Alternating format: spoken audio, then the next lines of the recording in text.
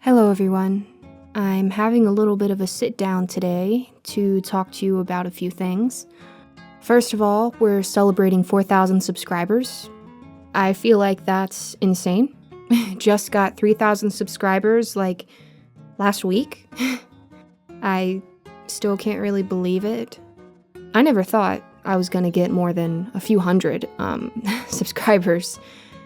I made this channel because the Dark Somnium and my dad told me they thought it would be fun, and it's just kind of popped off in a great way. It's gotten a lot bigger than I ever thought. So thank you, every single person that is subscribed to my channel. I can't believe you like me enough to do that. It feels really nice. I know my channel is a little different because it's not just the creepypasta, but I try to make it more personal as well with putting, little asides at the end of some longer stories with personal thoughts and opinions, and I try not just to be a voice behind a screen that you hear, where there's nothing else but that. I think that type of channel is fine. They do great, they put out great content, but that's just not me. I didn't want people to stay around just to hear a bunch of different content without any personal touches put in. I wanted people to stick around because they like my content and they like to hear my opinions as well, because I never just wanted to be just put out the creepypasta and don't touch it again. I like to have my personal thoughts and opinions in here. I'm so thankful. I look through the comments and I love seeing everyone's thoughts and opinions. The constructive criticism I get helps me so much. So many people have pointed out things that have helped me improve the quality of my narration so much up to this point, and I just appreciate it so much. And then all the people that have worked with me, narrators, authors, everyone, you guys are great. It's been amazing. It's been so fun. And that's what my channel's for. It's for me to have fun, and hopefully people that come to it to have fun as well. So with that said, what I wanted to do was do a little story time, because I put out a story this past week called A Mother's Obsession. I don't think this is too bad of a spoiler because it's addressed within the first few minutes of the story, so this isn't really that much of a spoiler, but it's about this kid that gets stalked, and it's his experience with being stalked. And I have a stalker experience, and what better time to share that than when I have a horror-based YouTube channel where people would actually like to hear about my personal horror stories.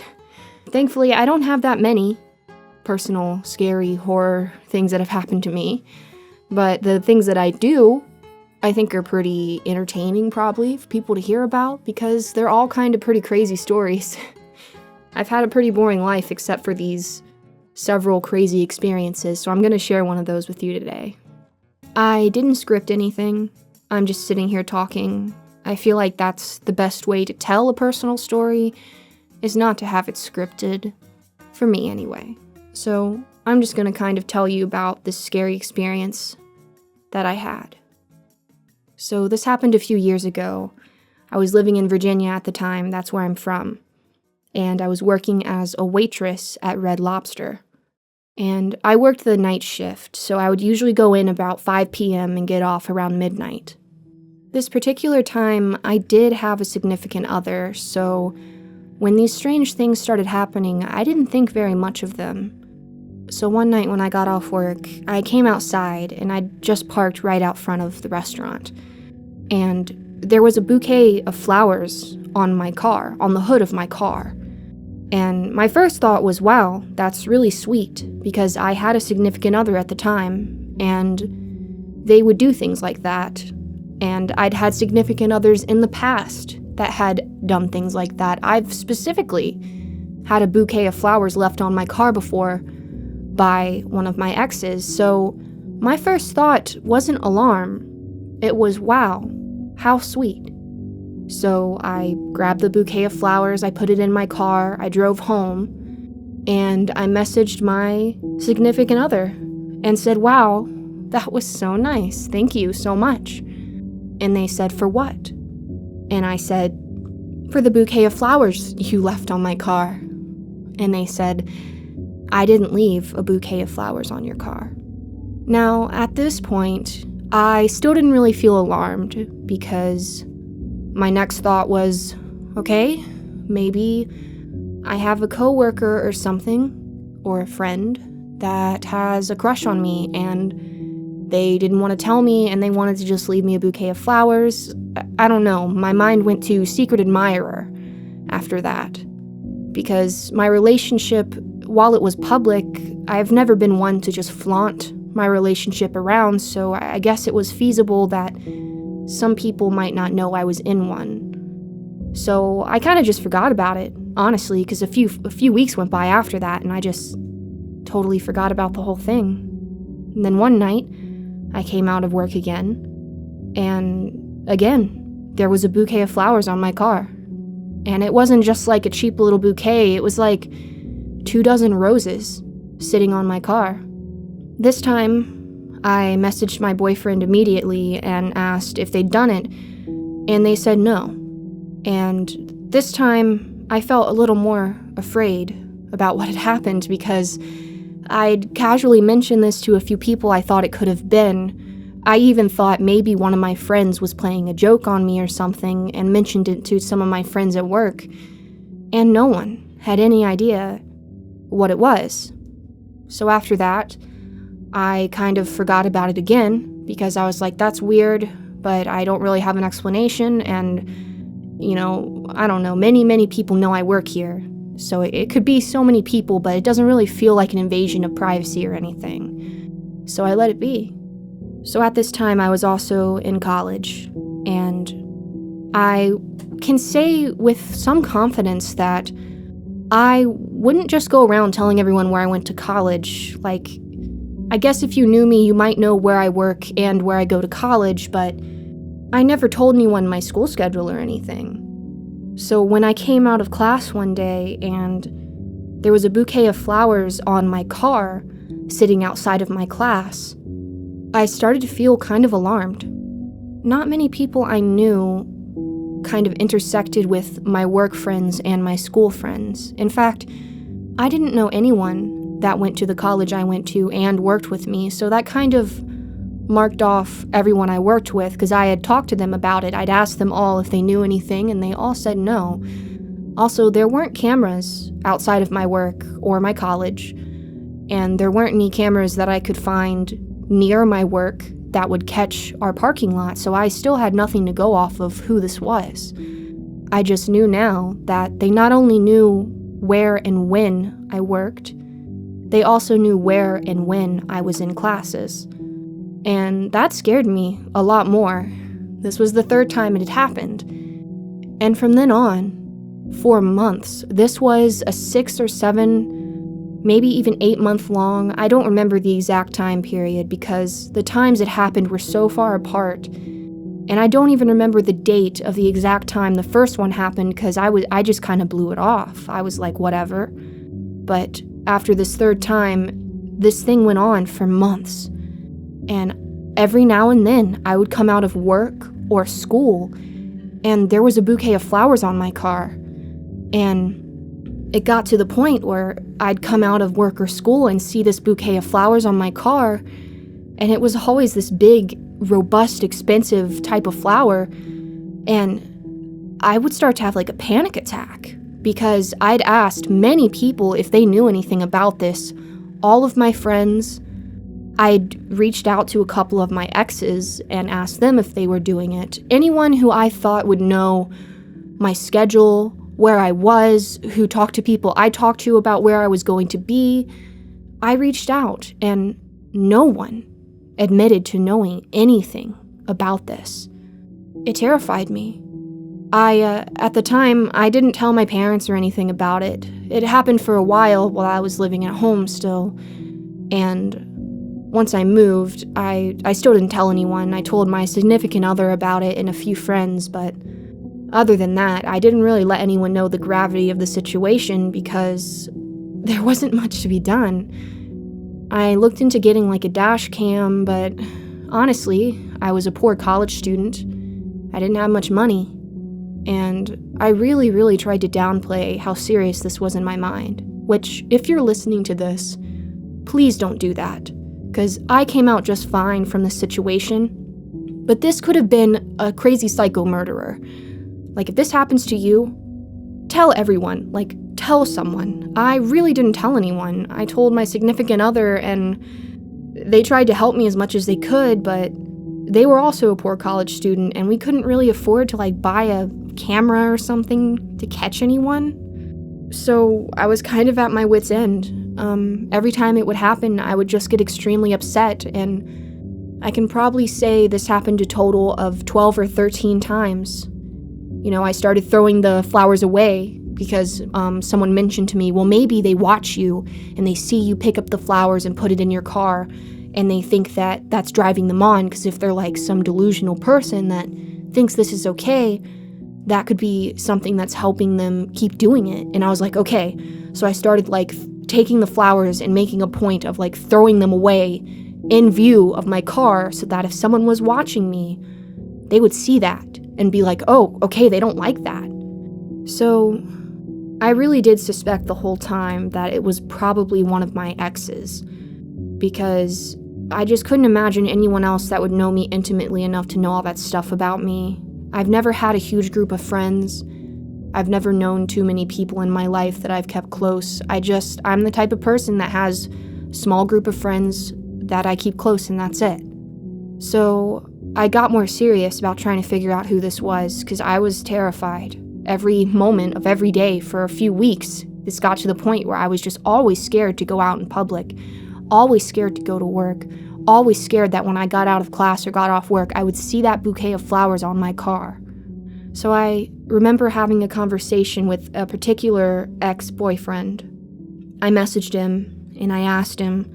I started to get more desperate about finding out who the hell this was. And they were very sincere. They were like, no, of course, it's not me. I'm so sorry this is happening to you, though. Do you want to talk about it? And I felt quite nice about that. I was like, wow, they're being really nice. We haven't talked in months and months, but they're being nice to me and they want to talk about it.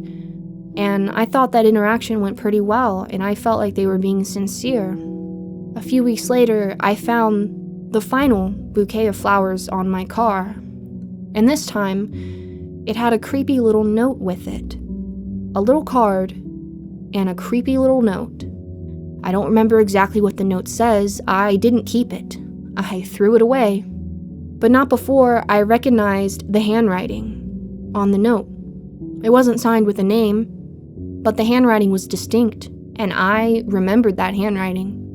And it was that particular ex that I had messaged and talked to about how terrified I was that this was happening, and how much I hated that this was happening. And I thought that me and them were on good terms. But they had stalked me for months. I was at a different job, so they would have had to do some detective work to figure out when I would be at work and at school. It was a new semester. So they had to go really out of their way to figure out my schedule. And they spent hundreds of dollars on these amazing bouquets of flowers just to leave on my car to get thrown in the trash. And I had approached them and asked them if it was them that had done it. And they said, no, not me.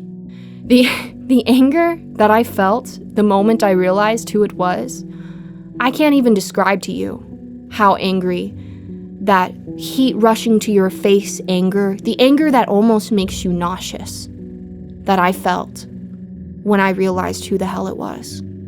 So, immediately, I wasn't exactly acting as I should have. I immediately pulled out my phone and called who I knew it was. I think it was really late at night when this happened. But they picked up, and I just went off. My voice was shaking. I was so mad, and I can't imagine that they would have thought it was anything but me calling them to tell them that I knew. Because we didn't talk normally. This was one of my exes that I hadn't talked to except for to ask them if this was them doing it, and they had said no.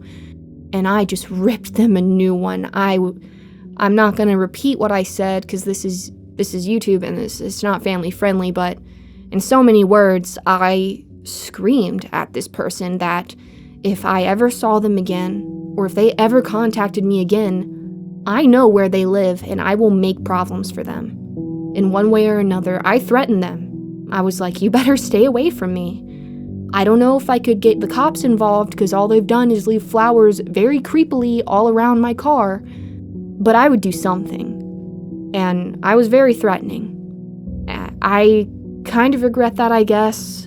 I wished I would have had the foresight to stop and talk to them about why they were doing it, because after I did that, I didn't even let them speak.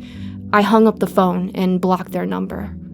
Like I said, I wished I would have had the foresight to kind of had a calmer conversation, because I'm curious if they were still in love with me, if they just wanted to scare me because they hated me. I don't know. But I never had an issue again. I never found a bouquet on my flowers again, and I lived in Virginia for like more than another year after that. I don't live in Virginia anymore, but even if I did, I don't think I would have any issues with this person. I know where they live. I know their family and their friends. And I wouldn't even have to do anything super threatening. I would just have to tell their mother what they did. Their mother's a sweet person, and they would make issues for them. So that's my story. I guess it's a little anticlimactic because all it was some flowers on my car, but it was terrifying going through it truly, especially not knowing who it was, knowing that I don't know many people, and thinking that it could be some psycho killer. But that's it, that's the story. If something like this happens to you, don't take my example and get the cops involved. I didn't personally because in my mind, if you don't have concrete evidence, what are they gonna do? They can't do much. And that's a shame. That's the shame of what it is now, is when men and women get stalked, it's, unless you have concrete evidence, fingerprints, something, they can't do anything. So, just don't lead by my example. Tell a friend. Somehow scrape the money together for a dash cam. Figure it out, because you might not be lucky like me and just have some weird ex. You might get killed. Anyway, that was my story. It's hard for me to talk about sometimes because I'm still affected to this day. It's funny, but even something as simple as receiving flowers from a loved one, it's hard for me because it makes me remember that fear I felt for months and months. But that's life. Things happen. And I'm all right now. I hope you all enjoyed my story. I have a couple of scary stories, I guess, from my life. This one is definitely the most tame because there was no actual danger involved, really. I don't think this person would have ever done anything to me. But I do have some crazier stories, ones where I actually thought I was going to die. So maybe one day I'll come on and tell those as well. Because like I said, what other time is there to talk about it than having a horror YouTube channel? Thanks again for 4,000 subscribers, and I hope you all have a beautiful day.